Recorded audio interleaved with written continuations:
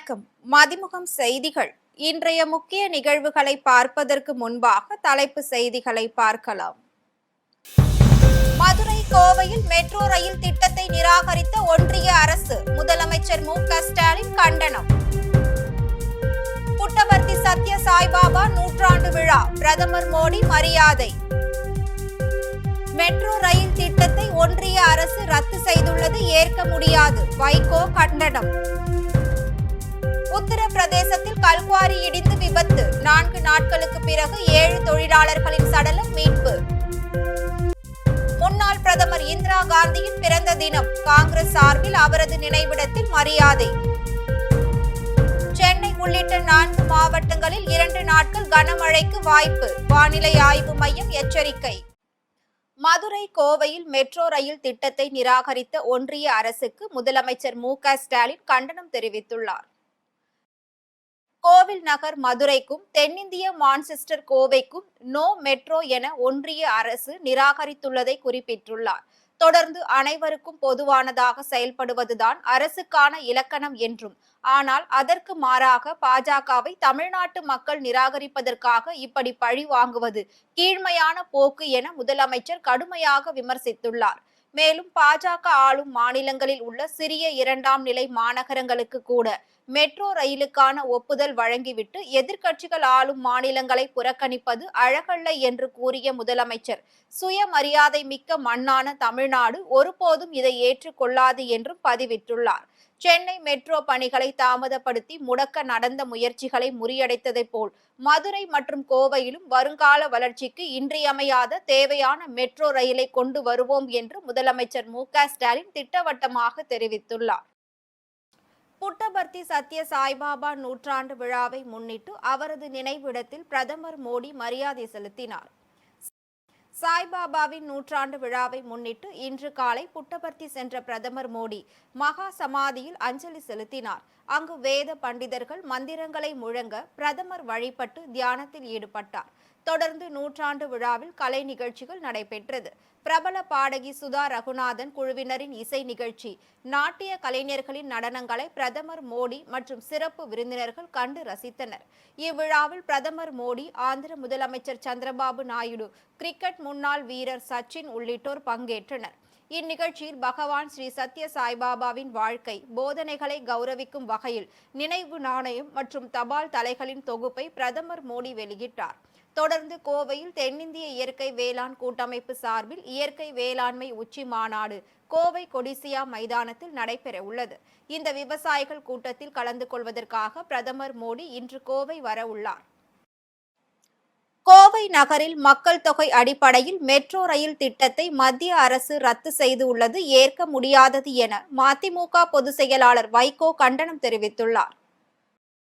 மதிமுக பொதுச் செயலாளர் வைகோ திருச்சியில் இருந்து மதுரைக்கு வரும் ஜனவரி 2ஆம் தேதி முதல் 12ஆம் தேதி வரை சமத்துவ நடைப்பயணம் மேற்கொள்ள இருக்கிறார்.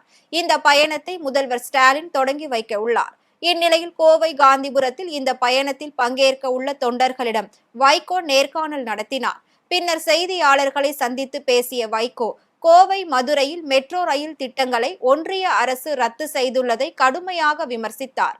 மேலும் மக்கள் தொகை அடிப்படையில் மெட்ரோ ரயில் திட்டத்தை ஒன்றிய அரசு ரத்து செய்துள்ளதை ஏற்க முடியாதது என வைகோ குற்றம் சாட்டினார். கோயம்புத்தூர் தமிழ்நாட்டில் 2வது பெரிய நகரம், தொழில் நகரம், தமிழ்நாட்டின் மான்செஸ்டர் என்று புகழப்படும் நகரம்.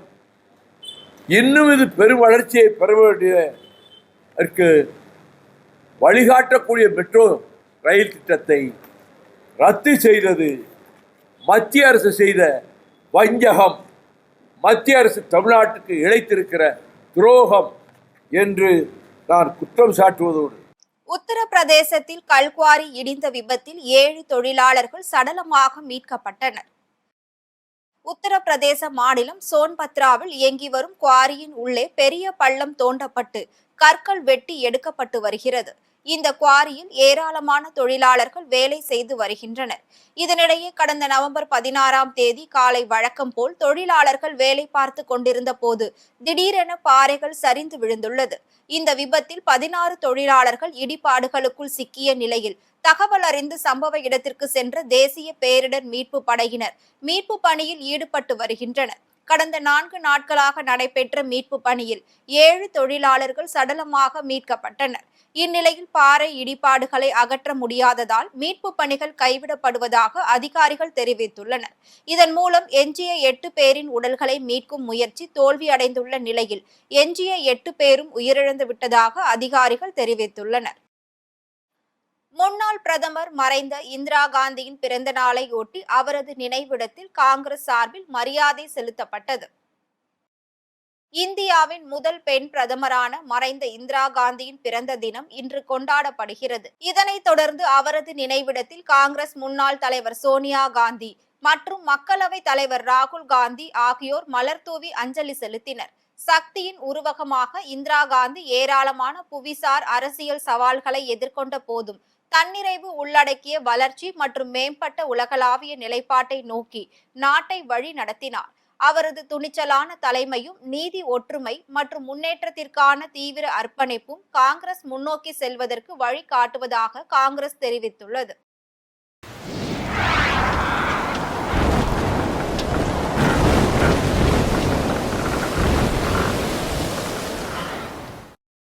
சென்னை உள்ளிட்ட 4 மாவட்டங்களில் 2 நாட்கள் கனமழைக்கு வாய்ப்புள்ளதாக வானிலை ஆய்வு மையம் எச்சரிக்கை விடுத்துள்ளது. தென்மேற்கு வங்கக்கடல் மற்றும் அதனை ஒட்டிய இலங்கை பகுதிகளில் நிலவிய காற்றழுத்த தாழ்வு பகுதி குமரி கடல் மற்றும் அதனை ஒட்டிய பகுதிகளுக்கு நகர்ந்துள்ளது. இது மேற்கு வடமேற்கு திசையில் மெதுவாக இன்று காலை முதல் நகர்ந்து வருகிறது. இதன் காரணமாக மயிலாடுதுறை, கடலூர் மாவட்டங்களில் 2 நாட்களுக்கு மஞ்சள் எச்சரிக்கை விடுக்கப்பட்டுள்ளது. அதேபோல் தென்கிழக்கு வங்கக்கடல் பகுதிகளில் வருகிற 22ஆம் தேதி காற்றழுத்த தாழ்வு பகுதி உருவாகக்கூடும் என்றும் இது அதற்கடுத்த 48 மணி நேரத்தில் மேற்கு வடமேற்கு திசையில் நகர்ந்து மேலும் வலுப்பெறக்கூடும் என்றும் வானிலை ஆய்வு மையம் கணித்துள்ளது.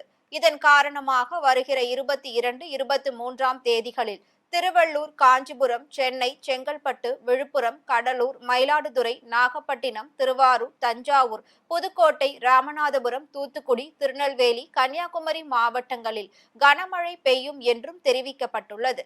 சென்னை புறநகர் பகுதிகளில் இன்று வானம் ஓரளவு மேகமூட்டத்துடன் காணப்படும்.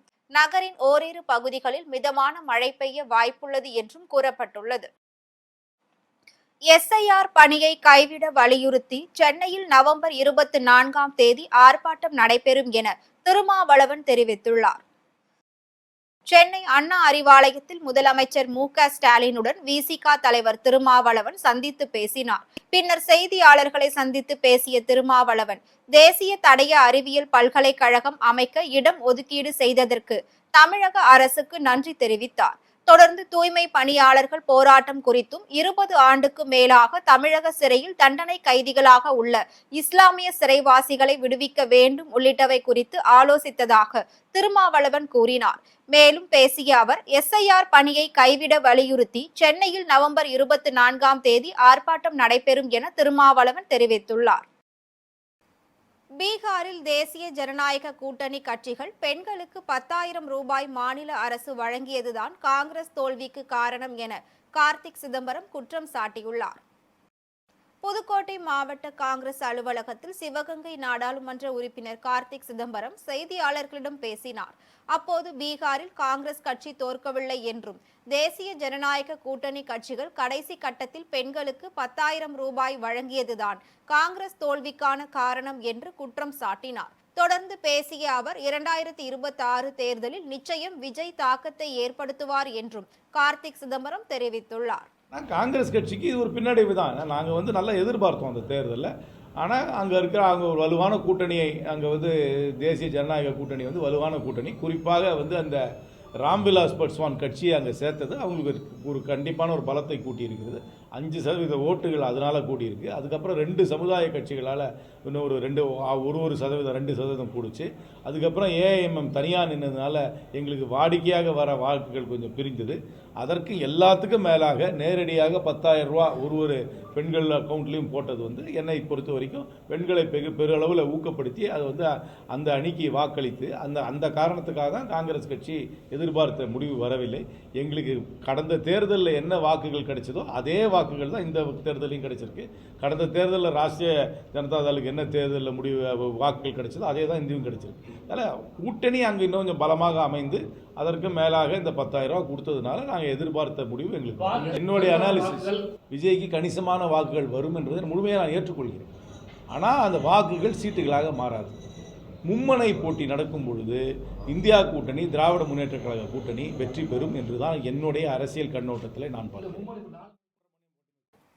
மயிலாடுதுறையில் நடைபெற்று வரும் ரயில்வே மேம்பாலம் சீரமைப்பு பணிகளை அமைச்சர் வி மெய்யநாதன் நேரில் ஆய்வு செய்தார்.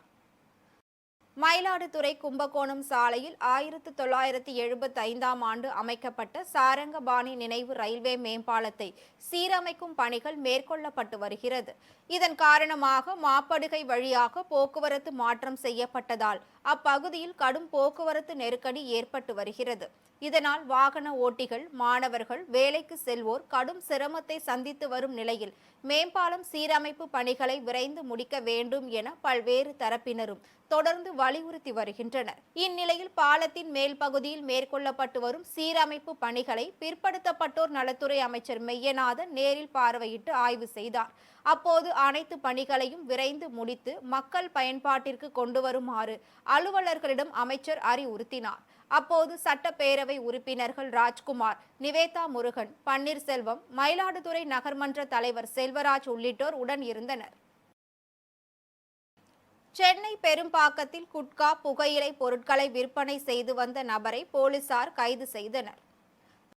பெரும்பாக்கம் காவல் நிலைய எல்லைக்கு உட்பட்ட நேதாஜி நகர் பகுதியில் குட்கா உள்ளிட்ட புகையிலை பொருட்களை விற்பனை செய்வதாக போலீசாருக்கு ரகசிய தகவல் கிடைத்தது. அதன் அடிப்படையில் போலீசார் அப்பகுதியில் சோதனையில் ஈடுபட்ட போது அங்கிருந்த வீட்டில் ஹான்ஸ், கூலிப் உள்ளிட்ட குட்கா பொருட்களை பதுக்கி வைத்திருந்தது கண்டறியப்பட்டது.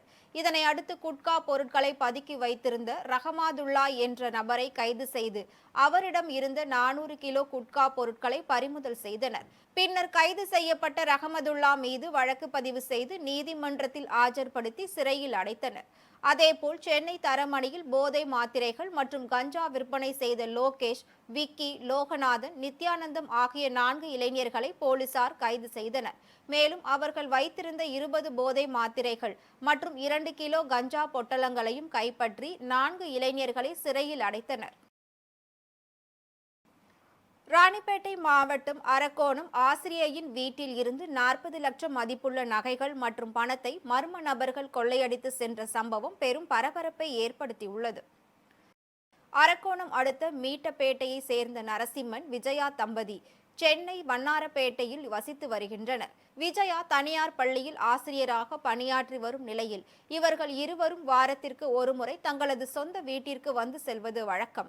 இந்நிலையில் கடந்த ஞாயிற்றுக்கிழமை தங்களின் சொந்த வீட்டிற்கு சென்றிருந்த போது பீரோவில் வைத்திருந்த 32 சவரன் தங்க நகைகள், 3.5 கிலோ வெள்ளி பொருட்கள், ரூபாய் 3,70,000 ரொக்கம் ஆகியவற்றை கொள்ளையடித்து சென்றது தெரிய வந்தது. இது குறித்து போலீசாருக்கு அளித்த புகாரின் பேரில் சம்பவ இடத்தில் கைரேகை நிபுணர்கள் வரவழைக்கப்பட்டு விசாரணை நடத்தி வருகின்றனர். இந்த சம்பவம் அப்பகுதியில் பெரும் பரபரப்பையும் ஏற்படுத்திய நிலையில் போலீசார் வழக்கு பதிவு செய்து கொள்ளையர்களை தீவிரமாக தேடி வருகின்றனர். தென்காசி மாவட்டம் குற்றால அருவியில் ஏற்பட்டுள்ள வெள்ளப்பெருக்கு காரணமாக 2வது நாளாக சுற்றுலா பயணிகள் குளிக்க தடை விதிக்கப்பட்டுள்ளது. தென்காசியில் கடந்த 24 மணி நேரத்தில் 12 சென்டிமீட்டர் மழை கொட்டி தீர்த்தது. இந்நிலையில் மேற்கு தொடர்ச்சி மலை பகுதிகளில் பெய்த திடீர் கனமழை காரணமாக பிரதான அருவியான குற்றால மெயின் அருவி, புலி அருவி, சிற்றருவி, ஐந்தருவியில் கடும் வெள்ளப்பெருக்கு ஏற்பட்டுள்ளது. இதனால் குற்றால அருவியில் 2வது நாளாக சுற்றுலா பயணிகள் குளிக்க தடை விதிக்கப்பட்டுள்ளது. இந்த தடை விதிப்பால் சுற்றுலா பயணிகளும் ஐயப்ப பக்தர்களும் ஏமாற்றம் அடைந்துள்ளனர். திருப்பத்தூர் மாவட்டம் நாற்றம்பள்ளி அருகே இறந்தவரின் இறுதி சடங்கிற்காக பணம் பெற வந்த நபரிடம் லஞ்சம் வாங்கிய வட்டாட்சியரை லஞ்ச ஒழிப்புத் துறையினர் கைது செய்தனர். நாற்றம்பள்ளி அடுத்த மல்லப்பள்ளி பகுதியை சேர்ந்த சேகர் என்பவர் தாயின் இறுதி சடங்கிற்காக அரசின் உழவர் பாதுகாப்பு திட்டத்தின் கீழ் பெறப்படும் 25,000 ரூபாயை நாற்றம்பள்ளி தனி வட்டாட்சியர் வள்ளியம்மாவை அணுகியுள்ளார். அப்போது அவர் 2,000 ரூபாய் லஞ்சம் கேட்ட நிலையில் இது குறித்து சேகர் மாவட்டம் லஞ்சம் ஒழிப்புத் துறையினரிடம் புகார் அளித்துள்ளார். தொடர்ந்து வட்டாட்சியர் வள்ளியம்மா பணம் பெறுவதை நோட்டமிட்ட லஞ்ச ஒழிப்புத் துறையினர் அவரை கையும் களவுமாக கைது செய்தனர். தொடர்ந்து வள்ளியம்மாவிடம் விசாரணை மேற்கொண்ட போது அவர் மயங்கி விழுந்த சம்பவம் அப்பகுதியில் பரபரப்பை ஏற்படுத்தியது. சென்னையில் இன்று தங்கம் விலை சவரனுக்கு 1,800 ரூபாய் உயர்ந்து 92,000 ரூபாய்க்கு விற்பனையாகிறது. சர்வதேச பொருளாதார நிலைக்கு ஏற்ப தங்கத்தின் விலை ஏற்ற இறக்கத்தை சந்தித்து வருகிறது. அந்த வகையில் கடந்த 4 நாட்களாக குறைந்து வந்த தங்கம் விலை இன்று அதிரடியாக உயர்ந்துள்ளது. அதன்படி சென்னையில் இன்று 22 கேரட் ஆபரண தங்கத்தின் விலை கிராமிற்கு 100 ரூபாய் உயர்ந்து 11,500 ரூபாய்க்கு விற்பனையாகிறது. மேலும் சவரனுக்கு 800 ரூபாய் உயர்ந்து 92,000 ரூபாய்க்கு விற்பனை செய்யப்படுகிறது. அதேபோல் வெள்ளியின் விலையும் கிராமிற்கு அதிரடியாக 3 ரூபாய் உயர்ந்து 1 கிராம் வெள்ளியின் விலை 173 ரூபாய்க்கும் 1 கிலோ வெள்ளியின் விலை 1,73,000 ரூபாய்க்கும் விற்பனை செய்யப்படுகிறது. ஈக்வடாரில் பேருந்து பள்ளத்தில் விழுந்த விபத்தில் 21 பயணிகள் சம்பவ இடத்திலேயே உயிரிழந்தனர். குவாரந்தா அம்பாட்டோ இடையிலான சாலையில் பயணிகளுடன் பேருந்து ஒன்று சென்று கொண்டிருந்தது. அப்போது திடீரென கட்டுப்பாட்டை இழந்த பேருந்து சாலையோரம் இருந்த பள்ளத்திற்குள் கவிழ்ந்து விபத்துக்குள்ளானது. இந்த விபத்தில் பேருந்தில் பயணித்த 21 பேர் சம்பவ இடத்திலேயே பரிதாபமாக உயிரிழந்தனர். இது குறித்து தகவல் அறிந்து சென்ற தீயணைப்பு துறையினர் மற்றும் காவல் அதிகாரிகள் இறந்தவர்களின் உடல்களை மீட்டதோடு இந்த விபத்து குறித்து விசாரணை மேற்கொண்டு வருகின்றனர். மீண்டும் தலைப்பு செய்திகள். மதுரை கோவையில் மெட்ரோ ரயில் திட்டத்தை நிராகரித்த ஒன்றிய அரசு, முதலமைச்சர் மு.க. ஸ்டாலின் கண்டனம். புட்டபர்த்தி சத்ய சாய்பாபா நூற்றாண்டு விழா, பிரதமர் மோடி மரியாதை. மெட்ரோ ரயில் திட்டத்தை ஒன்றிய அரசு ரத்து செய்துள்ளது ஏற்க முடியாது, வைகோ கண்டனம். உத்தரப்பிரதேசத்தில் கல்குவாரி இடிந்து விபத்து, 4 நாட்களுக்கு பிறகு 7 தொழிலாளர்களின் சடலம் மீட்பு. முன்னாள் பிரதமர் இந்திரா காந்தியின் பிறந்த தினம், காங்கிரஸ் சார்பில் அவரது நினைவிடத்தில் மரியாதை. சென்னை உள்ளிட்ட 4 மாவட்டங்களில் 2 நாட்கள் கனமழைக்கு வாய்ப்பு, வானிலை ஆய்வு மையம் எச்சரிக்கை. இத்துடன் செய்திகள் நிறைவடைந்தன. மீண்டும் செய்திகள் இரவு 8 மணிக்கு. மேலும் செய்திகளை தெரிந்து கொள்ள மதிமுகம் பிரைம் யூடியூப் தளத்தில் இணைந்திருங்கள்.